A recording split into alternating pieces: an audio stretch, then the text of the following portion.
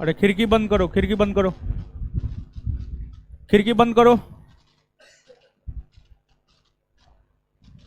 ए gate बंद करो जी, gate बंद करो।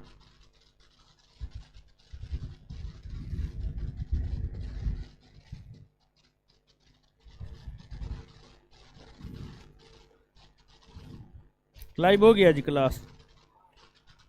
फ्री नहीं ना? फ्री नहीं ना? हाँ, पेड कर दो अब क्लास।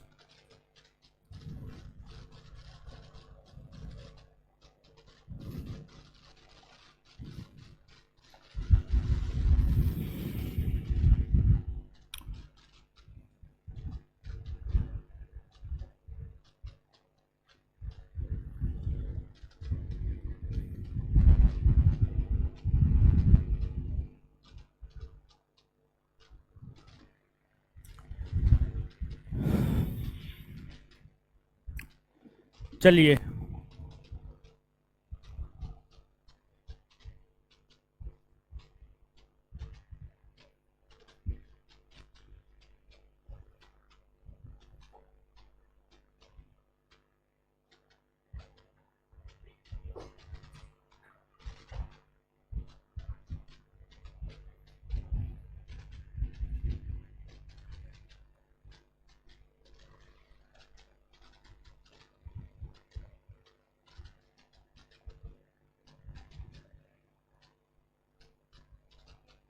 ए पैर हटो। अरे गेट बंद करो ना यार, खिड़की बंद करो ना। क्या? हाँ, अब सीट मिला नहीं मिला क्या है, नहीं हमको उससे कोई मतलब नहीं है। खिड़की बंद करो, बोल रहे हैं खिड़की बंद करने, नहीं तो सबको क्लास से बाहर कर देंगे हम। समझ में नहीं आता है? तुम लोग से ज्यादा टेर हम अपने हैं, समझा? समझी? तुम लोग चढ़ चढ़ के ऑफिस पे क्या बोल रही थी कल परसों, क्लास नहीं हुआ था तो।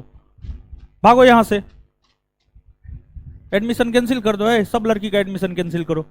चढ़ के बोलेगी।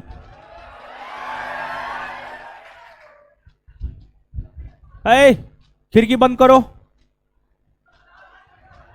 समझ में नहीं आ रहा तुमको? खिड़की बंद करने बोल रहे हैं बाहर से।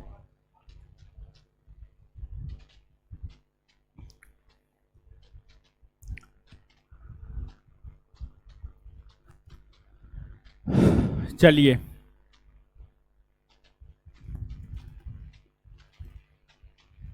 कमेंट हटाओ यहां से।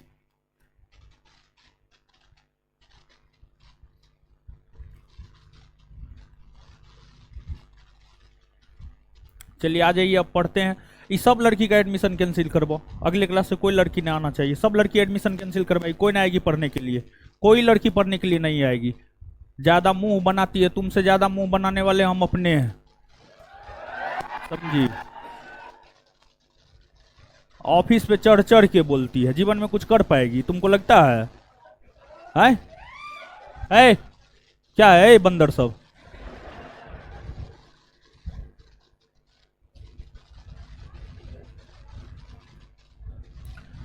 अरे इतना कॉमन सेंस भगवान ने दिया है, कहीं कुछ ना कुछ दिक्कत हुआ होगा तब तो क्लास नहीं हुआ। इतना भगवान दिमाग नहीं दिया है? यानी ऑफिस पे चढ़ चढ़ के बोलेगी। मुंह तो है छुछुन्नर जैसा, उस पे चढ़ चढ़ के बोलेगी।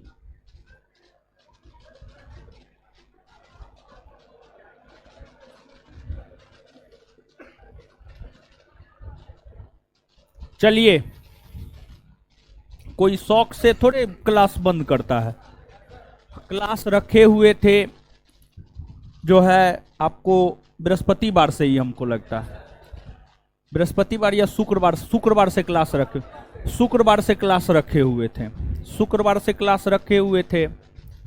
अब हुआ कि 2-3 केस था, ठीक है? 2-3 केस था। केस था मतलब केस समझ रहे हैं ना? हाँ, केस समझ रहे हैं। तो उसमें बेल लेना था, तो बेल लेने में उस रोज जो है हमको लगा 4 बजे तक हो जाएगा, लेकिन नहीं हो पाया। लगभग 5 बज गया, उस रोज भी काम नहीं हुआ। फिर अगले दिन भी काम अगले दिन काम हो गया, शुक्रवार को नहीं हुआ शनिवार को हो गया, वो भी लेना जरूरी था, इसी वजह से क्लास नहीं ले पाया। ऐसा थोड़े है कि सिर्फ आप ही का क्लास नहीं हुआ, कोई भी क्लास नहीं हुआ है, सुबह से लेकर शाम तक कोई भी क्लास नहीं हुआ। ऐसा तो नहीं था कि सब क्लास हुआ और आपका क्लास नहीं हुआ, समझ गए। अगर आप अपने जीवन में अनुशासित नहीं है तो आप कुछ भी नहीं है और आपको कुछ नहीं हो सकता है, कुछ भी नहीं हो सकता है। ऐसे तो ऑफिशियल बुधवार तक छुट्टी था ही, बुधवार तक तो हम पहले अनाउंसमेंट करके गए थे कि छुट्टी है, समझ गए। इधर एक दो रोज बृहस्पतिवार को हम पहले ही अनाउंसमेंट कर दिए थे कि आज क्लास कोई भी नहीं होगा। शुक्रवार शनिवार को क्लास होना चाहिए था लेकिन हो नहीं पाया। तो इसके लिए अब ऑफिस पे चढ़ चढ़ के स्टाफ को बोलेगी कुछ भी जो मन होगा वो, यानी 2,000-4,000 रुपया दे दी है तो क्या तुम हमको खरीद ली है या संस्थान को खरीद ली है? अपने क्षमता में रहो, समझी। और लड़की हो तो इसका फायदा मत उठाओ कि लड़की है तो कुछ भी, लड़की है तो क्या कुछ भी बोलेगी तुम। अजीब है, हल्ला काहे करते हैं आप लोग? आप लोग हल्ला मत कीजिए, आप लोग को पढ़ाएंगे, ये सब किसी को नहीं पढ़ाएंगे। एकदम एडमिशन कैंसिल करो, सब लड़की एडमिशन कैंसिल करवाई, कल से एको वो लड़की नहीं आएगी, एडमिशन कैंसिल करवाएगी सब टोटल, सबको थोड़े बोला। चलिए देखिए, आपको जो है एक चैप्टर पढ़ा, इतिहास में सिर्फ एक चैप्टर हुआ, बायोलॉजी में तो एक चैप्टर भी पूरा नहीं हुआ। अब आगे क्लास बंद नहीं होगा, आप भरोसा रखिए, आगे जो है क्लास बंद नहीं होगा। आगे इसी वीक से जो है आपका टेस्ट भी शुरू कर देंगे, इसी वीक से टेस्ट शुरू हो जाएगा, इस वीक से टेस्ट शुरू होगा आपका। एक दो दिन क्लास होने दीजिए पहले, एक दो दिन लोग लाइन पे भी आ जाएंगे, समझ गए, और हम लोग भी लाइन पे आ जाएंगे। पूरे एक सप्ताह क्लास नहीं हुआ तो हम लोग को भी थोड़ा सा लाइन पे आने में समय लग जाता है, एक दो दिन, तो एक दो दिन वेट कीजिए, उसके बाद हम अपने अगले क्लास में टेस्ट को लेकर के अनाउंसमेंट कर देंगे। और बार बार बोल रहे हैं, आपके फी में ही आपका टेस्ट का पैसा इंक्लूड है, आपके फी में ही आपके टेस्ट का पैसा भी जो है आपको इंक्लूड है। और इसके बाद देखिए, हम आपको जो चैप्टर पढ़ाए 1857 का विद्रोह, और एक बात हम आपको बताए हुए थे कि एक प्रश्न बड़ी फेवरेट है, बिहार में होने वाले सभी परीक्षाओं का बड़ी फेवरेट क्वेश्चन है, बिहार में होने वाले सभी परीक्षाओं का जो बड़ी फेवरेट क्वेश्चन है वो क्वेश्चन है कि 1857 के विद्रोह का बिहार से नेतृत्व किसने किया, या आरा से नेतृत्व किसने किया, या आरा के जगदीशपुर से नेतृत्व किसने किया, या आरा के जगदीशपुर से नेतृत्व किसने किया। हम बोले थे नहीं, बड़ी फेवरेट क्वेश्चन है बिहार में होने वाले परीक्षा का। कल 64 पोस्ट के लिए एक्साइज दरोगा का परीक्षा हुआ था, उसमें ही क्वेश्चन पूछा है। क्वेश्चन बैंक देखिएगा, कल जो परीक्षा हुआ उसमें ही क्वेश्चन पूछा है, और आप देखिएगा आपके बिहार पुलिस परीक्षा में भी प्रश्न पूछ देगा। बड़ी फेवरेट क्वेश्चन है, बिहार में होने वाले हर परीक्षा का बड़ी फेवरेट क्वेश्चन है ये। कभी बिहार पूछेगा, कभी आरा पूछेगा, कभी जगदीशपुर पूछेगा, सबका आंसर क्या हो जाएगा, वीर कुंवर सिंह। यही तो क्वेश्चन था 1857 के विद्रोह से। अब देखिएगा, इसके बाद का जो हम लोगों का टॉपिक है, इसके बाद का जो हम लोगों का टॉपिक है वह है 19वीं 20वीं शताब्दी में सामाजिक धार्मिक सुधार आंदोलन। और यह भी टॉपिक बिहार में होने वाले परीक्षाओं का काफी फेवरेट टॉपिक है, समझ गए। तो इस चैप्टर की शुरुआत करेंगे हम लोग। 19वीं 20वीं शताब्दी में 19वीं 20वीं शताब्दी में भारत में होने वाले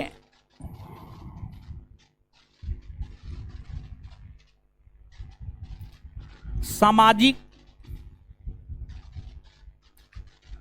धार्मिक सुधार आंदोलन।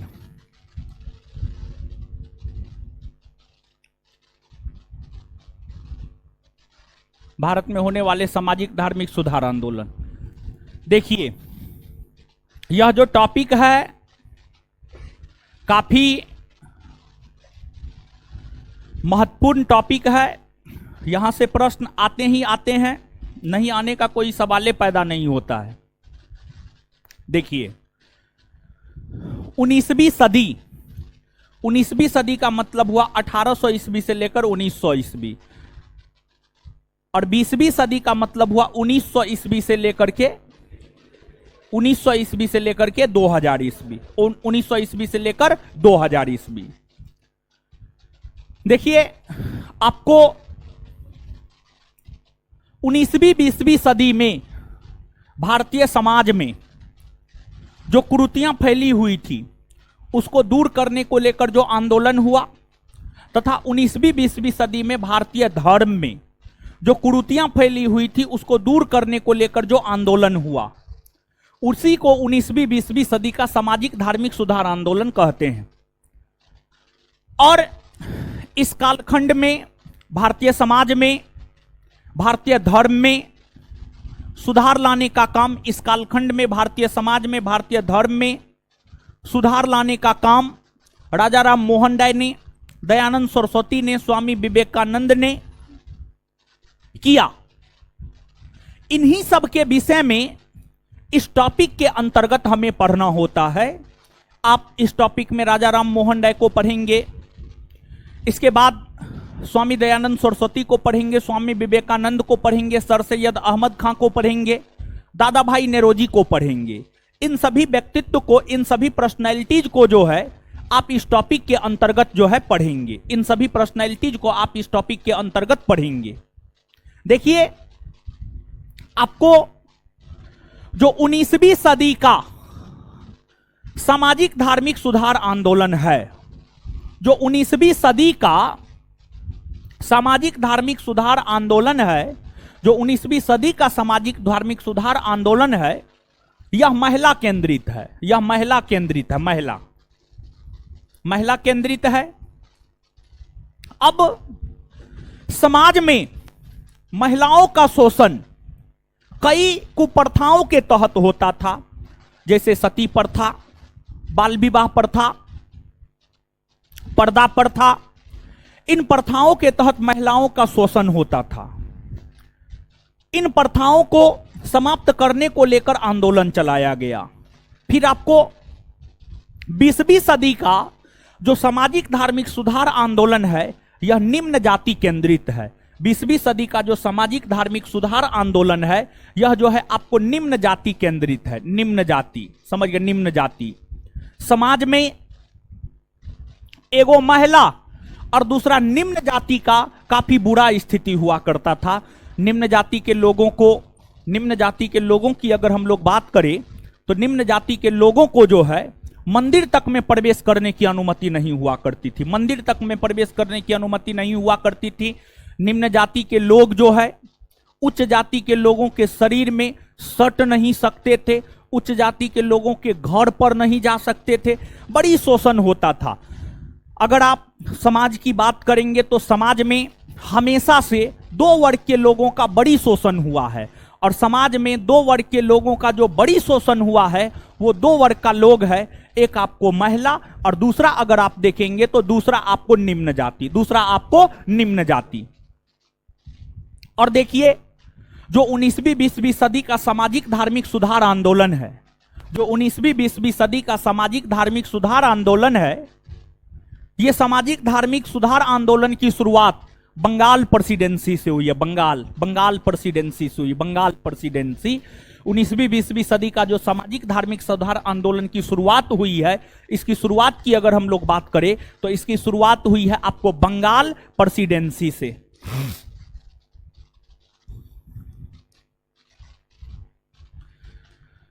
बंगाल प्रेसिडेंसी से जो है आपको इसकी शुरुआत हुई है। अब यहां तक जो है दो बात आपको याद रखनी है। एक बात आपको यह याद रखनी है कि 19वीं 20वीं सदी का सामाजिक धार्मिक सुधार आंदोलन की शुरुआत जो है कौन प्रेसिडेंसी से हुई है, कहां से हुई है, एक बात यह याद रखनी है। और दूसरी बात यह याद रखनी है कि 19वीं सदी का सामाजिक धार्मिक सुधार आंदोलन किसको लेकर केंद्रित था, और 20वीं सदी का सामाजिक धार्मिक सुधार आंदोलन किसको लेकर केंद्रित था। साथ ही साथ अगली बात यह है कि जो 19वीं 20वीं सदी का सामाजिक धार्मिक सुधार आंदोलन है जिसकी शुरुआत बंगाल प्रेसिडेंसी से हुई है। बंगाल प्रेसिडेंसी से इस आंदोलन की शुरुआत करने का श्रेय जाता है राजा राम मोहन राय को। किसको जाता है? राजा राम मोहन राय। राजा राम मोहन राय।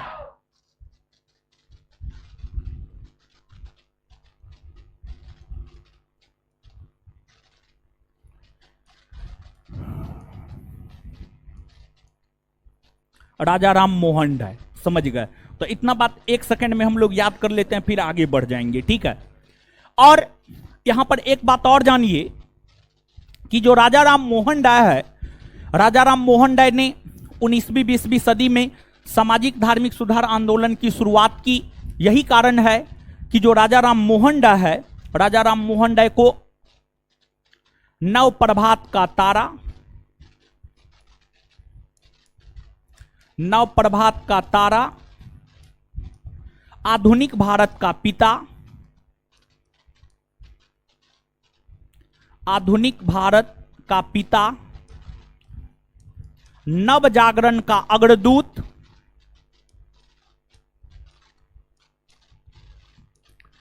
नव जागरण का अग्रदूत, सुधार आंदोलन का पिता, सुधार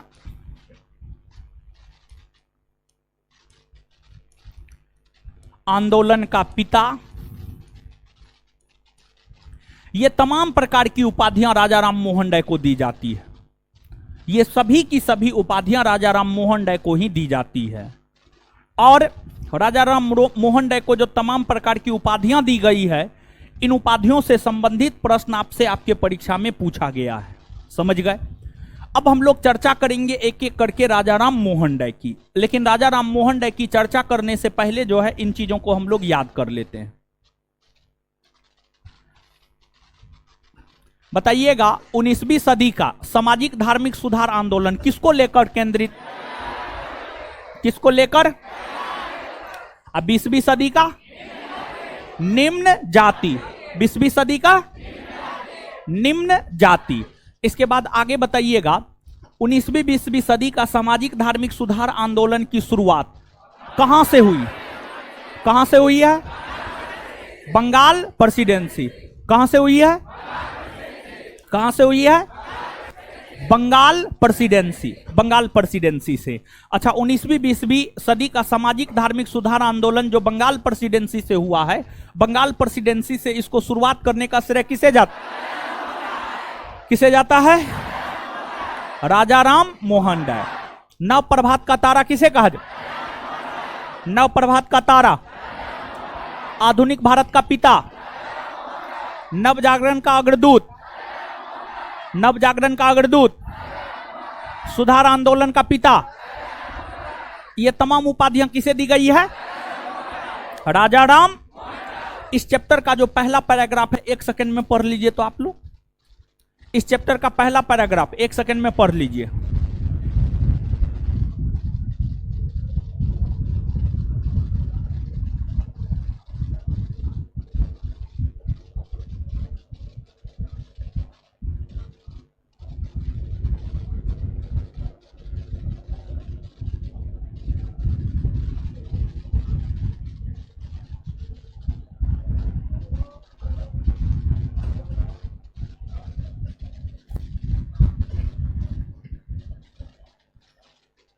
पढ़ लिए, आगे आ जाइए। अब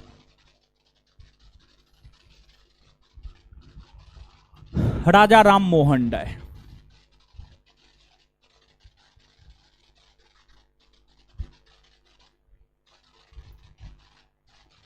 देखिए राजा राम मोहन राय, देखिए जो राजा राम मोहन राय है, राजा राम मोहन राय के जन्म को लेकर विवाद है। कुछ स्रोत यह बताता है कि राजा राम मोहन राय का जन्म 1772 ईस्वी में हुआ, और कुछ स्रोत यह बताता है कि राजा राम मोहन राय का जन्म 1774 ईस्वी में हुआ, 1774 ईस्वी में हुआ।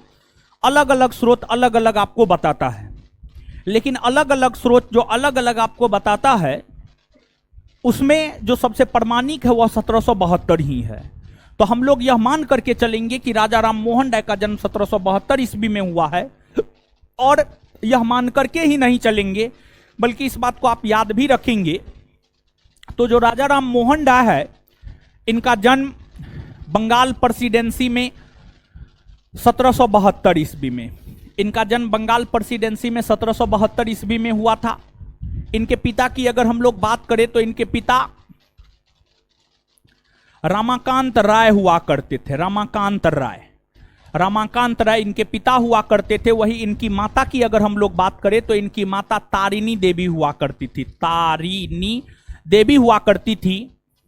और राजा राम मोहन राय के विषय में यह कहा जाता है कि बचपन से ही समाज में फैली कुरीतियों की ओर इनका ध्यान थोड़ा ज्यादा होता था। इनकी भाभी का नाम हम भूल रहे हैं, अगले क्लास में हम आपको बता देंगे। इनकी एक अपनी भाभी हुआ करती थी, उनसे इनको बहुत अधिक लगाव था। और हुआ ये कि राजा राम मोहन राय के निधन होने के बाद, राजा राम मोहन राय के भाई के निधन होने के बाद भाई के चिता पर ही उनकी भाभी को भी जला दिया गया। इस घटना ने राजा राम मोहन राय को काफी अधिक विचलित कर दिया। और पहले होता यह था कि अगर कोई पति पत्नी है, पति के निधन होने के बाद पति के चिता पर ही पत्नी को भी दफना दिया जाता था या जला दिया जाता था। इसी को सती प्रथा कहा जाता था। और सती प्रथा उस समय की एक बहुत बड़ी कुप्रथा हुआ करती थी। और बात अगर आप सती प्रथा की करेंगे तो सती प्रथा को समाप्त करने का प्रयास अलाउद्दीन खिलजी ने भी किया, मोहम्मद बिन तुगलक ने भी किया, अकबर ने भी किया, और भी कई सारे भारतीय शासकों ने सती प्रथा को समाप्त करने का प्रयास किया, लेकिन कोई भी सती प्रथा को समाप्त नहीं कर पाया। लेकिन उस सती प्रथा को समाप्त करने में अगर सफलता किसी को मिली है तो वह राजा राम मोहन राय को मिली है। और देखिए, ध्यान दीजिएगा, राजा राम मोहन राय को आज इतिहास इसलिए याद करता है क्योंकि राजा राम मोहन राय ने भारतीय समाज में फैली बहुत बड़ी कुप्रथा सती प्रथा का अंत किया। यही कारण है कि राजा राम मोहन राय को आज भी इतिहास याद करता है। राजा राम मोहन राय के समकालीन और भी बहुत सारे लोग हुए, लेकिन उनको इतिहास याद नहीं करता है। इतिहास हमेशा उन लोगों को ही याद करता है जिनका समाज को लेकर के कोई ना कोई योगदान होता है, कोई ना कोई देन होता है। इतिहास हमेशा उन्हीं लोगों को याद करता है। अगर बात करें हम लोग राजा राम मोहन राय की, तो राजा राम मोहन राय को इतिहास इसलिए याद करता है क्योंकि राजा राम मोहन राय ने सती प्रथा का अंत करवाया। देखिए, आप समझिएगा चीजों को। राजा राम मोहन राय की अगर बात की जाए तो काफी कम उम्र से वे अखबारों में लेख लिखना शुरू कर दिए थे। काफी कम उम्र से जो है वे अखबारों में लेख लिखना शुरू कर दिए थे। समाज में फैली कई कुप्रथाओं के ऊपर उन्होंने लेख लिखा, उसको प्रतिबंधित करने को लेकर के उन्होंने अपनी बात मुखर होकर कहा। उन्होंने प्रतिबंधित करने को लेकर चीजों को मुखर होकर कहा, जिस वजह से राजा राम मोहन राय और उनके पिता के बीच संबंध खराब हो गया। और जब राजा राम मोहन राय, जैसे राजा राम मोहन राय, देखिए ध्यान दीजिएगा, राजा राम मोहन राय हिंदू धर्म से आते थे और हिंदू धर्म में मूर्ति पूजा का प्रचलन हुआ करता था। राजा राम मोहन राय मूर्ति पूजा का विरोध करते थे। राजा राम मोहन राय मूर्ति पूजा का विरोध करते थे। देखिए, आज भी हिंदू धर्म, हिंदू समाज, आज भी हिंदू धर्म, हिंदू समाज में जो है आपको मूर्ति पूजा का प्रचलन है। क्या आज हम लोग मां दुर्गा का या मां काली का या मां सरस्वती का मूर्ति बनाकर उसकी पूजा करते हैं, हाँ या ना? आज भी करते हैं ना जी? आज भी करते हैं, समझ गए? आज भी हम लोग पूजा अर्चना करते हैं।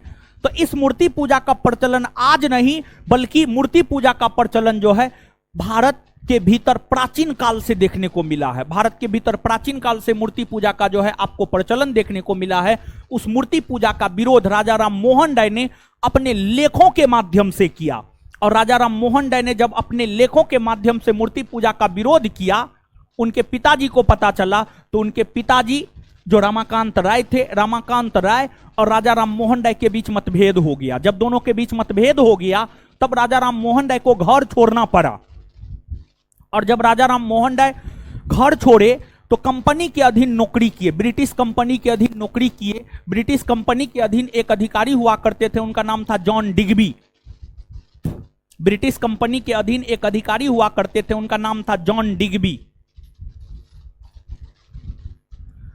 जॉन डिग्बी, जॉन डिग्बी के पास जो है राजा राम मोहन राय 13-14 बरस तक नौकरी किए थे। काफी लंबे समय तक जॉन डिग्बी के अधीन जो है राजा राम मोहन राय नौकरी किए थे। लेकिन बाद के वर्षों में राजा राम मोहन राय को लगा कि अब समय आ गया है कि इनके अधीन काम करना छोड़ दिया जाए। तत्पश्चात राजा राम मोहन राय जो है जॉन डिग्बी के नौकरी से त्यागपत्र दे दिया और स्वतंत्र होकर जो है काम करने लगे। भारतीय समाज को राजा राम मोहन राय की कई सारी देन है। भारतीय समाज राजा राम मोहन राय का बहुत अधिक ऋणी है। राजा राम मोहन राय की अगर हम लोग बात करें तो वे मूर्ति पूजा के विरोधी थे।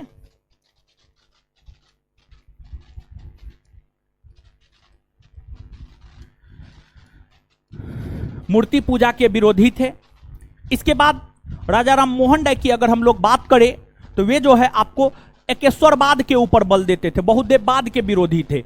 देखिए बहुदेववाद, मूर्ति पूजा तो आप समझ गए होंगे कि किसी भी देवी देवता का मूर्ति बनाकर उसकी जो पूजा अर्चना करते हैं, इसी को मूर्ति पूजा कहते हैं। और भारतीय समाज की अगर आप बात करेंगे तो जो भारतीय समाज है, भारतीय समाज में बहुदेववाद का प्रचलन है। बहुदेववाद का प्रचलन है। बहुदेववाद मतलब एक से अधिक ईश्वर की पूजा। भारतीय समाज में हिंदू धर्म के लोग जो है कृष्ण को भी पूजते हैं, राम को भी पूजते हैं, शिव को भी पूजते हैं, ब्रह्मा को भी पूजते हैं, विष्णु को भी पूजते हैं, सबको पूजते हैं। यही एक से अधिक देवी देवताओं की जो पूजा अर्चना होती है, इसी को बहुदेववाद कहते हैं, इसी को बहुदेववाद कहते हैं। अगर राजा राम मोहन राय की बात की जाए तो उन्होंने बहुदेववाद की प्रथा का विरोध किया और बहुदेववाद की प्रथा का विरोध करते हुए उन्होंने एकेश्वरवाद के ऊपर बल दिया। यानी राजा राम मोहन राय का मानना था कि एक ईश्वर की पूजा की जानी चाहिए। राजा राम मोहन राय का यह मानना था कि एक ईश्वर की पूजा की जानी चाहिए, एक ईश्वर। इसी को एकेश्वरवाद कहा गया। तो राजा राम मोहन राय की अगर आप बात करेंगे तो उन्होंने एकेश्वरवाद के ऊपर बल दिया, एकेश्वरवाद के ऊपर बल दिया। और इनका जो सबसे बड़ा योगदान है वह सती प्रथा का अंत करवाना, सती प्रथा का अंत करवाना इनका सबसे बड़ा योगदान है। और देखिए ध्यान दीजिएगा, सती प्रथा आप समझे होंगे, नहीं समझे हैं तो फिर से आप इस बात को समझिए। होता यह था कि अगर किसी महिला का पति मर गया, पति के मरने के बाद उसी चिता पर पत्नी को भी जला दिया जाता था या दफना दिया जाता था। इसी को सती प्रथा कहा जाता था। और इस सती प्रथा का अंत करने को लेकर राजा राम मोहन राय ने एक संगठन की स्थापना की थी 1828 ईस्वी में। और राजा राम मोहन राय ने 1828 ईस्वी में जिस संगठन की स्थापना की थी उस संगठन का नाम था ब्रह्म सभा, ब्रह्म सभा। और बात अगर ब्रह्म सभा की करे तो यही ब्रह्म सभा जो है बाद में जाकर के ब्रह्म समाज कहलाया। यही ब्रह्म सभा बाद में जाकर के क्या कहला, ब्रह्म समाज। और इस ब्रह्म समाज के बैनर तले ही, इस ब्रह्म समाज के बैनर तले ही जो है राजा राम मोहन राय ने 1829 ईस्वी में, और देखिए ध्यान दीजिएगा, राजा राम मोहन राय हमने आपको बताया अंग्रेजों के अधीन भी काम किए थे, तो उनका कांटेक्ट अंग्रेजों से भी हुआ करता था। और जब राजा राम मोहन राय सती प्रथा का अंत करवाने को लेकर आंदोलन कर रहे थे तो उस समय बंगाल के गवर्नर जनरल हुआ करते थे, उनका नाम था Lord William Bentinck, Lord William Bentinck. Raja Ram Mohan Roy ने लॉर्ड विलियम बेंटिक से मुलाकात की और सती प्रथा एक क्रूर प्रथा है, एक कुप्रथा है, इस बात को लेकर जो है राजा राम मोहन राय ने अपनी बातें विलियम बेंटिक के समक्ष रखी। और विलियम बेंटिक को लगा नहीं, राजा राम मोहन राय तो सही कह रहे हैं। और राजा राम मोहन राय के सहयोग से ही 1829 ईस्वी में विलियम बेंटिक ने 1829 ईस्वी में विलियम बेंटिक ने जो है आपको सती प्रथा के अंत करने की घोषणा किया। और बात अगर सती प्रथा की करेंगे तो सती प्रथा का अंत सबसे पहले बंगाल में हुआ है। 1829 ईस्वी में सती प्रथा का अंत सबसे पहले कहां हुआ है, बंगाल में, सबसे पहले बंगाल में हुआ है।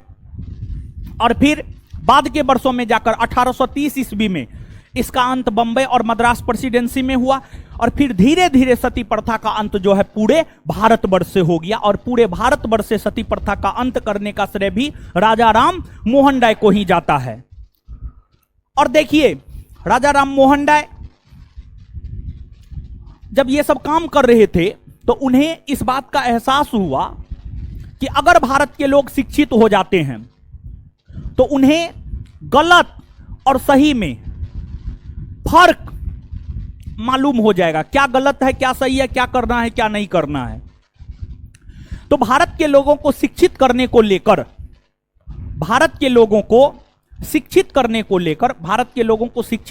लेकर राजा राम मोहन राय ने कई सारे संगठन की स्थापना की, कई सारे विद्यालय की स्थापना की।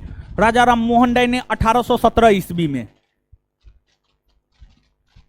कोलकाता में हिंदू कॉलेज की स्थापना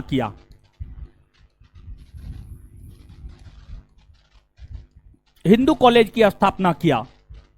फिर राजा राम मोहन राय 1825 ईस्वी में वेदांत कॉलेज की स्थापना किया ताकि भारतीयों को शिक्षित किया जा सके। देखिए ध्यान दीजिएगा, राजा राम मोहन राय हो, स्वामी दयानंद सरस्वती हो, स्वामी विवेकानंद हो, इन्होंने समाज में फैली कुरीतियों को दूर करने को लेकर तो काम किया है, साथ ही साथ भारत की जनता को शिक्षित करने को लेकर भी इन्होंने कदम बढ़ाया ताकि भारत की जनता शिक्षित हो सके, ताकि भारत की जनता जो है आपको शिक्षित हो सके। और शिक्षित होने के बाद इंसान को मालूम हो जाता है क्या गलत है क्या सही है, गलत और सही में फर्क करना आ जाता है शिक्षित होने के बाद। इसलिए सभी बुद्धिजीवियों ने शिक्षा के ऊपर बल निश्चित तौर पर दिया, शैक्षणिक संस्थान निश्चित तौर पर खोले। जैसे राजा राम मोहन राय ने वेदांत कॉलेज और हिंदू कॉलेज की स्थापना की, उसी प्रकार से जब अन्य बुद्धिजीवियों के विषय में पढ़ेंगे तो उन लोगों के द्वारा भी कई सारे शैक्षणिक संस्थान खोले गए थे। इसके अलावा राजा राम मोहन राय की जो अपनी विचारधारा थी, राजा राम मोहन राय अपनी विचारधारा को प्रचारित और प्रसारित करने को लेकर जो है कई सारे अन्य संगठनों की स्थापना की। जैसे कि राजा राम मोहन राय ने आत्मीय सभा नामक संगठन की स्थापना किया था। देखिए राजा राम मोहन राय एकेश्वरवाद के ऊपर बल देते थे। अपने एकेश्वरवादी विचारधारा को प्रचारित और प्रसारित करने के लिए ही राजा राम मोहन राय ने 1815 ईस्वी में आत्मीय सभा नामक संगठन की स्थापना किया था। तो राजा राम मोहन राय के द्वारा 1815 ईस्वी में आत्मीय सभा नामक संगठन की स्थापना की गई थी। आत्मीय सभा की स्थापना उन्होंने एकेश्वरवाद की विचारधारा को प्रचारित और प्रसारित करने के लिए, एकेश्वरवाद की विचारधारा को प्रचारित और प्रसारित करने को लेकर जो है आत्मीय सभा नामक संगठन की स्थापना किया। और देखिए ध्यान दीजिएगा, आपको हम उत्तरकालीन मुगल बादशाह नहीं पढ़ाए हैं। जब आप उत्तरकालीन मुगल बादशाह पढ़ेंगे तो वहां पर आपको मालूम होगा कि राजा राम मोहन राय का समकालीन एक मुगल बादशाह हुआ करता था, उसका नाम था अकबर द्वितीय। और अकबर द्वितीय की अगर आप बात करेंगे तो जो मुगल बादशाह अकबर द्वितीय है, अकबर द्वितीय का शासनकाल है 1806 से 1837। अकबर द्वितीय राजा राम मोहन राय का समकालीन हुआ करता था। और हुआ ये कि अकबर द्वितीय का अंग्रेजी सरकार ने पेंशन बंद कर दिया। और जब अकबर द्वितीय का अंग्रेजी सरकार ने पेंशन बंद कर दिया तो अकबर द्वितीय अपने पेंशन को बहाल करवाना चाहता था। और अकबर द्वितीय अपने पेंशन को बहाल करवाना चाहता था, जिस कारण इन्होंने राजा राम मोहन राय को लंदन भेजा। और देखिए ध्यान दीजिएगा, जो राजा राम मोहन राय का मूल नाम हुआ करता था राम मोहन राय। लेकिन राम मोहन राय जब अकबर द्वितीय के पेंशन की पैरवी करने को लेकर लंदन जाने वाले थे तो अकबर द्वितीय ने उन्हें राजा की उपाधि प्रदान किया। तो राम मोहन राय को राजा की उपाधि मुगल बादशाह अकबर द्वितीय ने प्रदान किया। तत्पश्चात ही राम मोहन राय राजा राम मोहन राय कहलाया। और राजा राम मोहन राय के समकालीन मुगल बादशाह अकबर द्वितीय। और जब राजा राम मोहन राय अकबर द्वितीय के पेंशन की पैरवी को लेकर लंदन में थे। तो लंदन में ही एक शहर है ब्रिस्टल, लंदन में ही एक शहर है ब्रिस्टल। लंदन के ब्रिस्टल नामक शहर में, लंदन के ब्रिस्टल नामक शहर में 1833 ईस्वी में, लंदन के ब्रिस्टल नामक शहर में 1833 ईस्वी में राजा राम मोहन राय का निधन हो गया। यानी अगर बात राजा राम मोहन राय की जाए तो राजा राम मोहन राय एक ऐसे समाज सुधारक हुए जिनका निधन भारत से बाहर हुआ, और इनका निधन भारत से बाहर लंदन के ब्रिस्टल नामक शहर में हुआ था। कहां हुआ था? लंदन के ब्रिस्टल नामक शहर में हुआ था। और देखिए ध्यान दीजिएगा, राजा राम मोहन राय का एक सहयोगी हुआ करता था राधाकांत देव। राजा राम मोहन राय का एक सहयोगी हुआ करता था राधाकांत देव। शुरुआती वर्षों में राजा राम मोहन राय और राधाकांत देव दोनों एक दूसरे के साथ काम किया करते थे, लेकिन बाद के वर्षों में जाकर के दोनों में मतभेद हो गया, और दोनों में मतभेद हो गया तो फिर राधाकांत देव राजा राम मोहन राय का विरोध करना शुरू कर दिया। और जब राजा राम मोहन राय ने सती प्रथा का अंत करवाया, जब राजा राम मोहन राय ने सती प्रथा का अंत करवाया, तो राजा राम मोहन राय का विरोध जिस व्यक्तित्व ने किया था, जिस व्यक्ति ने किया था, उसका नाम था राधाकांत देव। राधाकांत देव। आपसे यह बात पूछा जाता है कौन ऐसे पर्सनैलिटी हैं, कौन ऐसे व्यक्तित्व हैं जो राजा राम मोहन राय के द्वारा समाप्त करवाए गए सती प्रथा का विरोध किया, तो उसका आंसर हो जाएगा आपको राधाकांत देव। राधाकांत देव।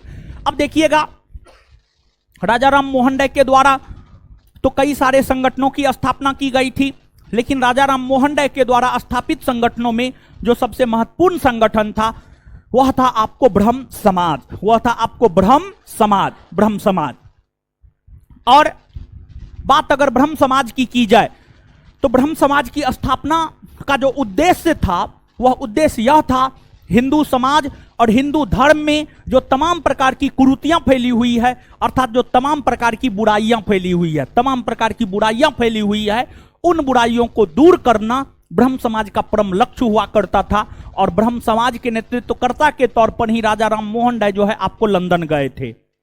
जब राजा राम मोहन राय का 1833 में लंदन में निधन हो गया, तो ब्रह्म समाज का अस्थायी तौर पर नेतृत्व, ब्रह्म समाज का अस्थायी तौर पर नेतृत्व, अस्थायी तौर पर नेतृत्व रामचंद्र विद्या बागीस ने किया। रामचंद्र विद्या बागीस, रामचंद्र विद्या बागीस ने नेतृत्व किया। लेकिन अस्थायी तौर पर देखिए, अस्थायी और अस्थायी, अस्थायी और अस्थायी में कुछ अंतर होता है कि दोनों एक बात है? दोनों एक बात नहीं है, दोनों अलग अलग बात है। राजा राम मोहन राय के निधन होने के बाद ब्रह्म समाज का अस्थायी तौर पर नेतृत्व रामचंद्र विद्या बागीस ने किया। वही अस्थायी तौर पर नेतृत्व देवेंद्रनाथ टैगोर ने किया। देवेंद्रनाथ टैगोर, देवेंद्रनाथ टैगोर ने किया। देवेंद्रनाथ टैगोर ने अस्थायी तौर पर नेतृत्व किया। और देवेंद्रनाथ टैगोर की हम लोग अगर बात करें तो देवेंद्रनाथ टैगोर ने ब्रह्म समाज का नेतृत्व संभाला। साथ ही साथ देवेंद्रनाथ टैगोर ने जो है एक अन्य संगठन की स्थापना की थी, तत्वबोधिनी सभा। तत्वबोधिनी सभा, तत्वबोधिनी सभा नामक संगठन की स्थापना 1839 ईस्वी में देवेंद्रनाथ टैगोर ने किया। और साथ ही साथ इस सभा को लोकप्रिय बनाने के लिए देवेंद्रनाथ टैगोर ने एक पत्रिका भी निकाला था। उस पत्रिका का नाम था तत्वबोधिनी पत्रिका। क्या नाम था? तत्वबोधिनी पत्रिका। तत्वबोधिनी पत्रिका नाम था, समझ गए? तत्वबोधिनी पत्रिका नाम था। अब देखिएगा, बाद के वर्षों में जाकर के देवेंद्रनाथ टैगोर ने ही ब्रह्म समाज में केशव चंद्र सेन को शामिल किया। देवेंद्रनाथ टैगोर ने ही बाद के वर्षों में केशव चंद्र सेन को शामिल किया। और देखिए, जब ब्रह्म समाज में केशव चंद्र सेन शामिल हुए तो केशव चंद्र सेन का मानना था कि ब्रह्म समाज की विचारधारा का प्रचार प्रसार वैश्विक स्तर पर किया जाए। लेकिन देवेंद्रनाथ टैगोर का मानना था कि नहीं, ब्रह्म समाज की विचारधारा का प्रचार प्रसार सिर्फ और सिर्फ भारत में किया जाए। ध्यान से इस बात को सुनिएगा। हम आपको यह बात बताने जा रहे हैं कि जो ब्रह्म समाज है, अगर आप ब्रह्म समाज की बात करेंगे तो जो ब्रह्म समाज है, ब्रह्म समाज में 2 बार विभाजन हुआ है। ब्रह्म समाज में 2 बार विभाजन हुआ है। ब्रह्म समाज में जो 2 बार विभाजन हुआ है ब्रह्म समाज में। पहली बार विभाजन 1866 में हुआ। ब्रह्म समाज में पहली बार विभाजन 1866 में हुआ, और ब्रह्म समाज में दूसरी बार विभाजन की अगर हम लोग बात करें तो ब्रह्म समाज में दूसरी बार विभाजन 1878 में हुआ। 1878 में हुआ। तो ब्रह्म समाज में 2 बार विभाजन, पहली बार 1866 और दूसरी बार 1878। अब प्रश्न ये उठता है कि ब्रह्म समाज में पहली बार विभाजन क्यों हुआ? ब्रह्म समाज में पहली बार विभाजन क्यों हुआ? तो इस प्रश्न का सीधा सा उत्तर यह है, देवेंद्रनाथ टैगोर यह चाहते थे कि ब्रह्म समाज की विचारधारा सिर्फ भारत तक सीमित रहे। वही आचार्य केशव चंद्र सेन यह चाहते थे कि ब्रह्म समाज की विचारधारा पूरे वैश्विक जगत में फैले, पूरे विश्व में फैले। इसी बात को लेकर देवेंद्रनाथ टैगोर और आचार्य केशव चंद्र सेन के बीच मतभेद हो गया, जिसको लेकर ब्रह्म समाज 2 भागों में बट गया। और ब्रह्म समाज जो पहली बार 2 भागों में बटा था, एक बना था आदि ब्रह्म समाज और एक बना था भारतीय ब्रह्म समाज। आदि ब्रह्म समाज के नेतृत्वकर्ता देवेंद्रनाथ टैगोर को माना जाता है, वही भारतीय ब्रह्म समाज के नेतृत्वकर्ता आचार्य केशव चंद्र सेन को माना जाता, आचार्य केशव चंद्र सेन को माना जाता है। फिर कालांतर में जाकर जो भारतीय ब्रह्म समाज है, यह भारतीय ब्रह्म समाज 1878 ईस्वी में 2 भाग में बट गया। एक तो भारतीय ब्रह्म समाज हुआ, और भारतीय ब्रह्म समाज से अलग होकर 1878 ईस्वी में एक साधारण ब्रह्म समाज बना, और साधारण ब्रह्म समाज के नेतृत्वकर्ता आनंद मोहन बोस। अब आपके मन में यह प्रश्न आना चाहिए कि आखिरकार भारतीय ब्रह्म समाज साधारण ब्रह्म समाज में क्यों बट गया? देखिए, जो आचार्य केशव चंद्र सेन थे, केशव चंद्र सेन के प्रयास से 1872 ईस्वी में एक ब्रह्म विवाह अधिनियम पारित हुआ था। आचार्य केशव चंद्र सेन के प्रयास से 1872 ईस्वी में एक ब्रह्म विवाह अधिनियम पारित हुआ था, ब्रह्म विवाह अधिनियम पारित हुआ था। और जो ब्रह्म विवाह अधिनियम पारित हुआ था, इस अधिनियम के तहत लड़की के विवाह का न्यूनतम उम्र 14 वर्ष निर्धारित किया गया। लड़की के विवाह का न्यूनतम उम्र 14 वर्ष निर्धारित किया गया। और इस ब्रह्म विवाह अधिनियम को पारित करवाने में केशव चंद्र सेन का बहुत बड़ा योगदान था। लेकिन केशव चंद्र सेन ने इस अधिनियम का उल्लंघन किया, और इस अधिनियम का उल्लंघन करते हुए अपने मात्र 12 वर्ष की उम्र की पुत्री का विवाह, 12 वर्ष की उम्र की पुत्री का विवाह कुछ बिहार के राजकुमार से कर दिया।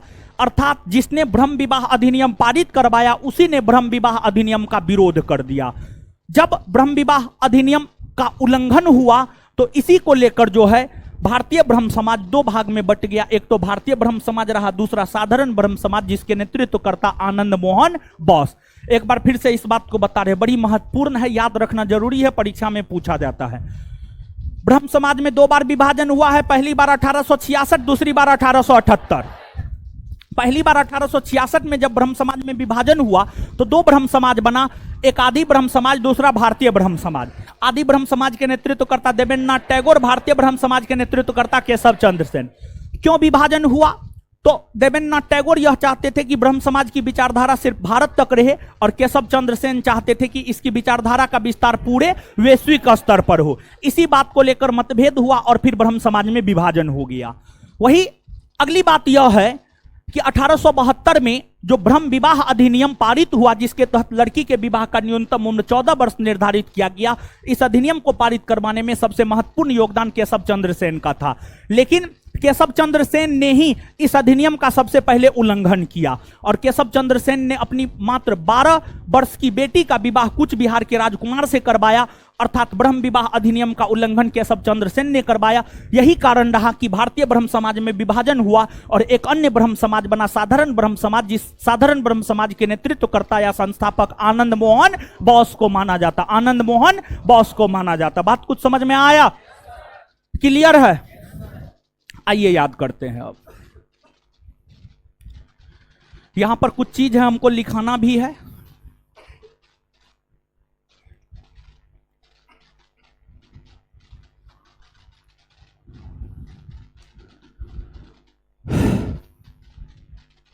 चलिए, राजा राम मोहन राय का जन्म कब हुआ? राजा राम मोहन राय का जन्म कब हुआ? 1700। इनके पिता का नाम, पिता का नाम, पिता का नाम, माता का नाम, माता का नाम, अच्छा, जो राजा राम मोहन राय थे किस अंग्रेज के अधीन काम किए थे? किस अंग्रेज के अधीन? मूर्ति पूजा के विरोधी थे या समर्थक? विरोधी। मूर्ति पूजा के विरोधी थे या समर्थक? क्या थे? एकेश्वरवाद के समर्थक। एकेश्वरवाद के, एकेश्वरवाद के। भारत में सती प्रथा का अंत करने का श्रेय किस समाज सुधारक को जाता? राजा राम, राजा राम, राजा राम मोहन राय किस बंगाल के गवर्नर जनरल के मदद से सती प्रथा का अंत करवा? Lord William, Lord William. ब्रह्म सभा की स्थापना 1828 में किसने किया? राजा राम। यही ब्रह्म सभा बाद में क्या कहला? ब्रह्म समाज। या ब्रह्म समाज की स्थापना कब हुई है?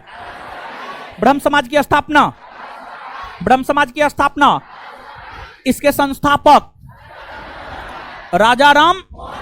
ब्रह्म समाज के संस्थापक, ब्रह्म समाज के संस्थापक, इसकी स्थापना कब हुई है? अच्छा, विलियम बेंटिक ने सती प्रथा का अंत बंगाल में कब किया?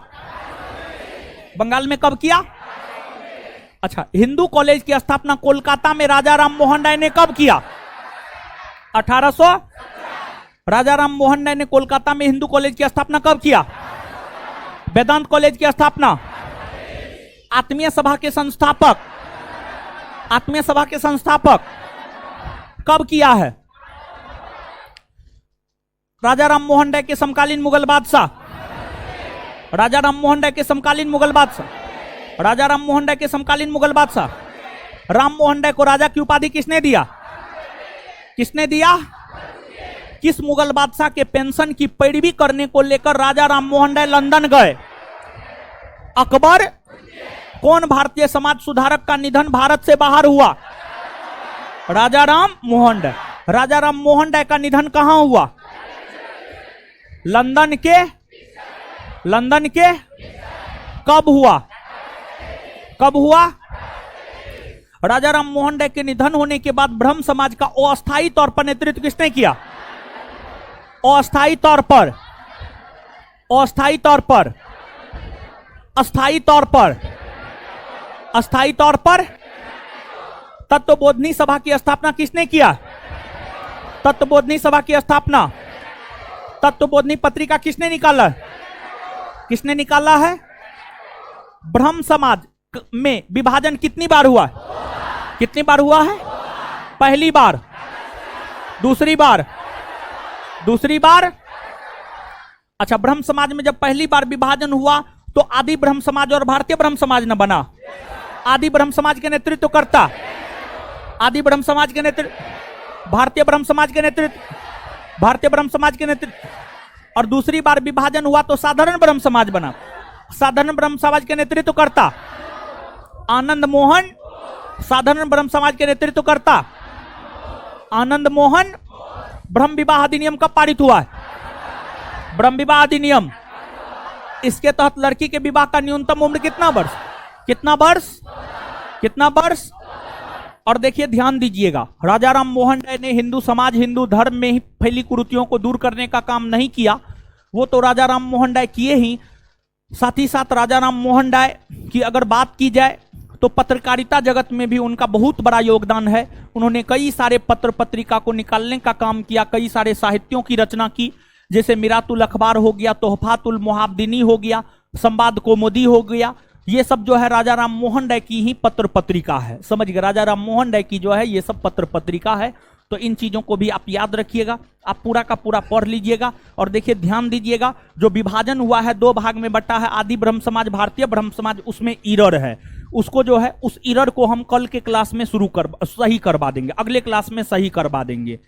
एक बात देखिए, हुआ क्या जानते हैं? आज आते 4 बजे टाइम से हुआ ये कि बाल कटवाए हुए हैं, टोपी लेना रूम से भूल गए। जब आधा रास्ता आए ना तो पता चला कि टोपिए ने पहने हैं, समझे? तब फिर आधा रास्ता से रिटर्न हुए, इसलिए थोड़ा सा लेट हो गया। और देखिए, एक बात हमेशा ध्यान में रखिए, ऑनलाइन छात्र हैं या ऑफलाइन छात्र हैं या किसी भी मोड में आप छात्र हैं, किसी भी मोड में आप पढ़ते हैं, कोई भी टीचर हो, हम हो या कोई भी टीचर हो, कोई जानबूझ करके क्लास बंद नहीं करता है। हर किसी के साथ मजबूरी होता है। आपको थोड़ा पेट दर्द करता है तो आप क्लास नहीं आते हैं, समझ गए।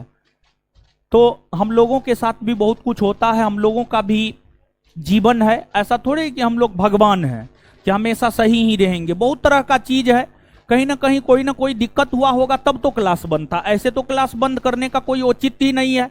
और देखिए, क्लास अगर बंद रहता है तो घाटा हम ही को होता है, संस्थान में पैसा नहीं आता है, समझ गए।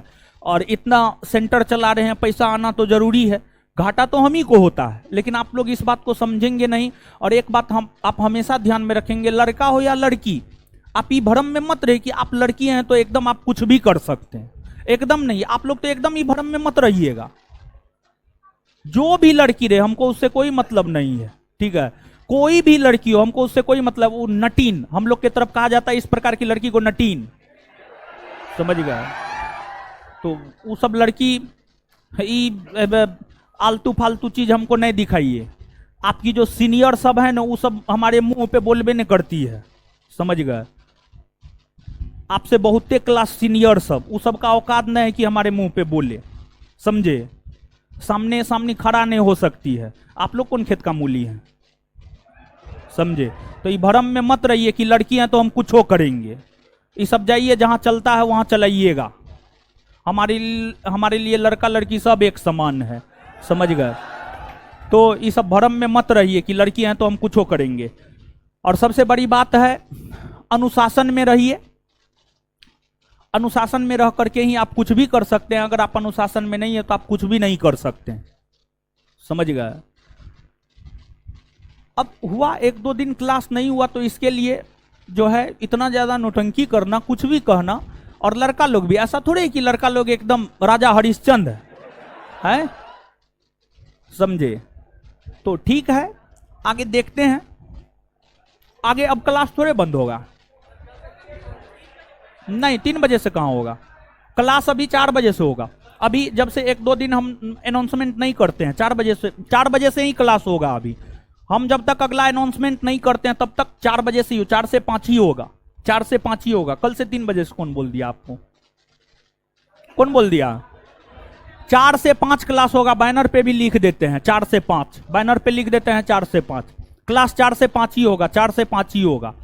3 बजे से कब होगा वो हम आपको बोले, शुरू में ही तो बोल दिए हैं, 1-2 दिन में हम आपको क्लियर कर दें, ठीक है। 4 बजे से ही क्लास होगा। हाँ। क्वेश्चन बैंक पे देखिए, हम घर चले गए थे जिस वजह से काम थोड़ा रुक गया था। बहुत हम यहाँ पे रहते तो क्वेश्चन बैंक आ जाता, लेकिन जल्दी आ जाएगा, आप भरोसा रखिए, जल्दी आ जाएगा क्वेश्चन बैंक। चलिए ठीक है, इससे मिलते हैं अगले क्लास में, धन्यवाद। 4 बजे शुरू हो जाएगा क्लास।